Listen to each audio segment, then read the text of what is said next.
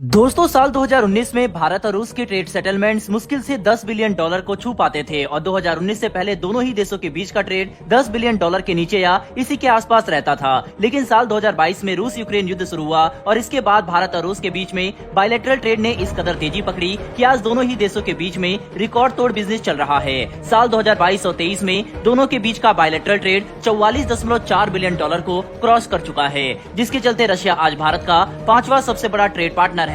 इस वक्त भारत के जो सबसे बड़े टॉप 5 ट्रेडिंग पार्टनर है उसमें पहला नाम अमेरिका का शामिल होता है, वहीं दूसरा चीन का, फिर यूएई, सऊदी अरब और 5वें नंबर पर रूस आता है। जिस तेजी से दोनों ही देशों के बीच में बायलैटरल ट्रेड बढ़ रहे हैं, ऐसे में ट्रेडिंग पोर्ट और रूट को और भी ज्यादा सुविधाजनक बनाने की जरूरत पड़ने लगी है। अभी तक दोनों ही देशों के बीच इम्पोर्ट एक्सपोर्ट स्विस कैनल वाले रूट से चल रहा है, जो रूस के सेंट पीटर्सबर्ग पोर्ट को भारत के मुंबई पोर्ट से जोड़ता है। लेकिन ये रास्ता काफी लंबा है, क्योंकि दोनों ही देशों के बीच में बायलैटरल ट्रेड अब बहुत ही तेजी से बढ़ रहा है। ऐसे में इस रास्ते से सामान एक्सपोर्ट और इंपोर्ट करने में लंबा वक्त लग रहा है, जिससे दोनों ही देशों को काफी सारी दिक्कतों का सामना करना पड़ता है। ये ट्रेड रूट 8,675 नॉटिकल माइल का है, जिसको कवर करने में 40 दिनों का लंबा वक्त लगता है। इसी परेशानी को खत्म करने के लिए भारत और रूस ने एक न्यू ट्रेड रूट की शुरुआत की है। साल 2019 में सबसे पहले इस ट्रेड रूट को बनाने की अनाउंसमेंट भारत के प्रधानमंत्री ने की थी। लेकिन जैसा कि हमने आपको बताया कि उस दौरान भारत और रूस का बायलैटरल ट्रेड इतना ज्यादा नहीं बढ़ा था, इसीलिए इस नए रूट पर ज्यादा ध्यान नहीं दिया गया।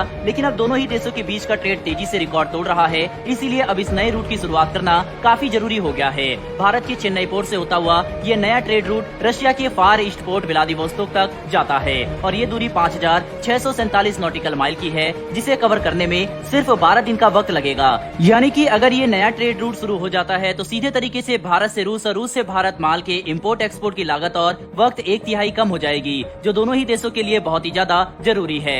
इसी साल सितंबर में इस प्रोजेक्ट से जुड़े हुए सभी stakeholders union minister for port shipping and waterways Sarbananda Sonowal के साथ डिटेल में इस नए ट्रेड रूट की शुरुआत को लेकर चर्चा करने वाले हैं। चेन्नई से होता हुआ ये रूट सी ऑफ जापान और उसके बाद साउथ चाइना सी और मलक्का स्ट्रेट जो मलेशिया में पड़ता है, वहाँ से होता हुआ रूस के व्लादिवोस्तोक तक जाएगा। इस नए ट्रेड रूट को शुरू करने के पीछे भारत का एक न्यूक्लियर एम्बिशन भी है, जिसे कई वीडियो में आपको हमने बताया भी है कि रूस के साथ भारत एक MOU साइन कर चुका है, जिसके चलते रूस के साथ कोलैबोरेट करके भारत के अंदर तमिलनाडु के तिरुनेलवेली डिस्ट्रिक्ट में सी कोस्ट के पास कुंदमकुलम के इलाके में न्यूक्लियर पावर प्लांट का डेवलपमेंट किया जा रहा है। अब इसके लिए रूस से कई सारे इक्विपमेंट और न्यूक्लियर प्लांट से रिलेटेड सामान आसानी से यहाँ पहुँच पाए, इस वजह से भारत इस रूट की शुरुआत के लिए ज्यादा प्रेशर दे रहा है। लेकिन ऐसा नहीं है कि ये ट्रेड रूट अगर शुरू हो गया तो भारत और रूस की बायलैटरल ट्रेड बहुत स्मूथली रन होगा और उन्हें आने वाले वक्त में किसी तकलीफ का सामना नहीं करना पड़ेगा, बल्कि इस नए ट्रेड रूट के भी अपने ही चैलेंज है। सबसे पहला चैलेंज तो यह है कि जिस ट्रेड रूट की फिलहाल बात हो रही है वह रूस के ईस्टर्न मोस्ट साइड में है, यानी कि रूस के मेनलैंड से बहुत ही ज्यादा दूर पर है। इसकी एग्जैक्ट लोकेशन नॉर्थ कोरिया और मंगोलिया के बॉर्डर को टच करती हुई रूस के एज पॉइंट पर है, जिसे एक फार ईस्ट पोर्ट कहा जाता है, जहां पर अभी तक एडवांस लेवल के डेवलपमेंट नहीं हुए हैं। जो कनेक्टिंग रोड्स है उनका डेवलपमेंट भी उतने बेहतर तरीके से नहीं हुआ जितने की जरूरत फिलहाल रूस को है। वहीं पर ये पोर्ट दोस्तों सर्दियों के समय में पूरी तरीके से जम जाता है और बिल्कुल भी एक्सेसिबल नहीं होता।